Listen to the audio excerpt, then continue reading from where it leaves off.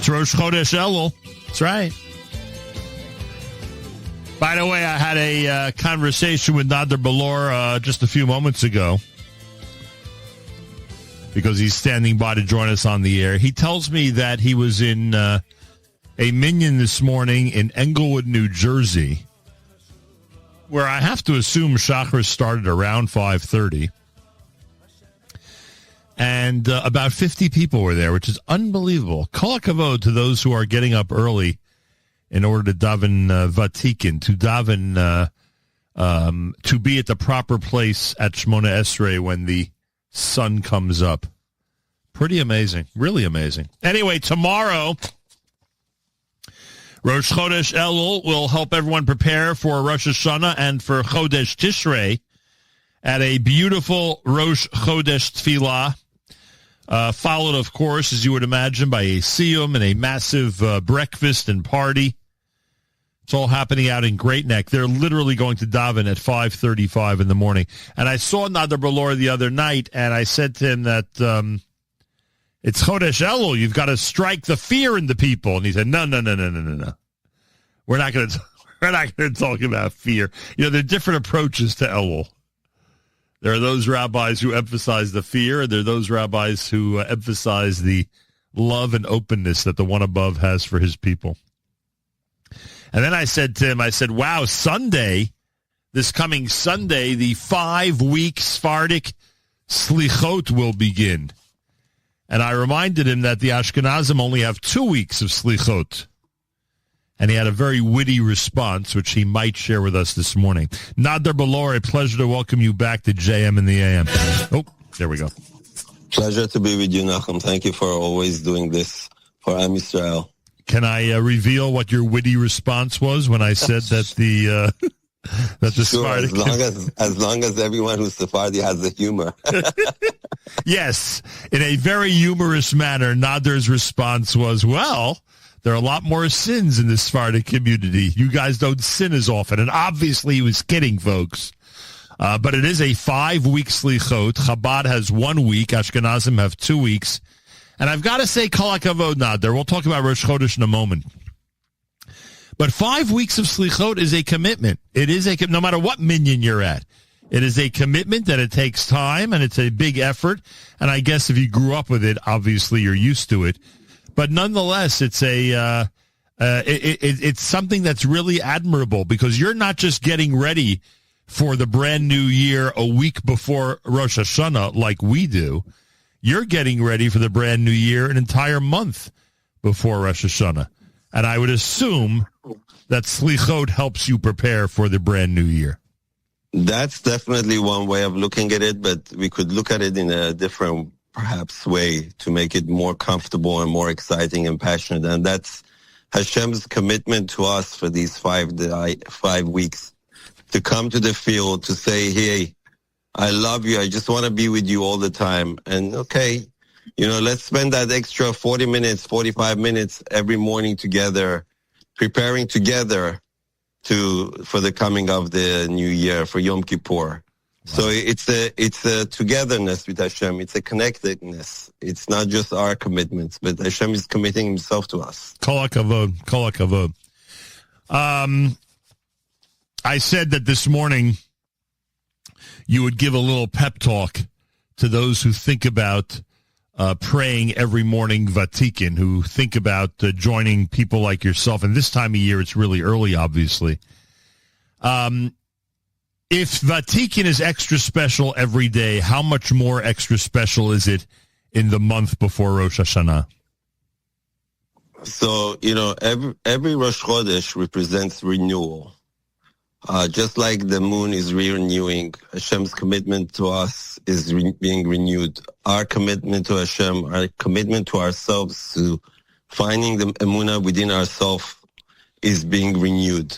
Now, the only time that one can kind of bypass that and shortcut that every day is by davening Vatikin, because every day is a different second. It's never the same moment. Right. And that's the greatest way of representing renewal. It's almost like a kiss from Hashem saying, here, today I gave birth to you at this time.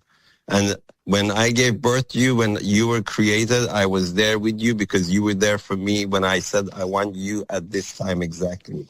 So on Rosh Hashanah, as we prepare, as we come in an excited manner to show our more loving commitments to Hashem on Rosh Hashanah, we need preparation. Everything in life, just like we're going to exams, just like we're going to get a mortgage from our brokers. Everything is preparation. The only preparation for this is, the difference is that this is fun. It's loving and it's connectedness with Hashem. Wow, amazing. Nader Bolour is with us. He invites everybody tomorrow morning to Great Neck, New York. Why? Because at 195 West Shore Road in Great Neck, New York, there is going to be a special Shacharit and Musaf, obviously, for Rosh Chodesh starting at 5:35. There'll be a siyum, a breakfast, music by Ständig, who I'm told is quite a musical entertainer, catering by Letterman. They go all out. It's the real deal. And Nader, I'm assuming you're expecting a very large crowd tomorrow. Yeah, tomorrow on average, I think in the past 2 years we did it in the same place. It's anywhere between 400 to 450. Wow. Yeah. It is unbelievable. And again, you're starting at 5:35. Yeah, not everybody comes at 5:35. I get it, but you do have to. I assume there is a nice crowd at 5:35. Yeah, right? Usually more than half are there, but a lot of people, they're just excited about Halloween. And this is the beautiful part of it. You know, no one's expecting anyone to come in with anything or any kind of expectations, so to speak. So meaning, if a guy comes in without tefillin, no one's going to look him up and down and say, hey, you know, if you don't wear tefillin, like, here, leave. So just people come to flow, and people come and they get energized, and somehow it'll have a impression on their souls and maybe get affected by it later on. But the fact that it's just completely open to anyone, no class, distinctions, it's really, really amazing, and really it touches people.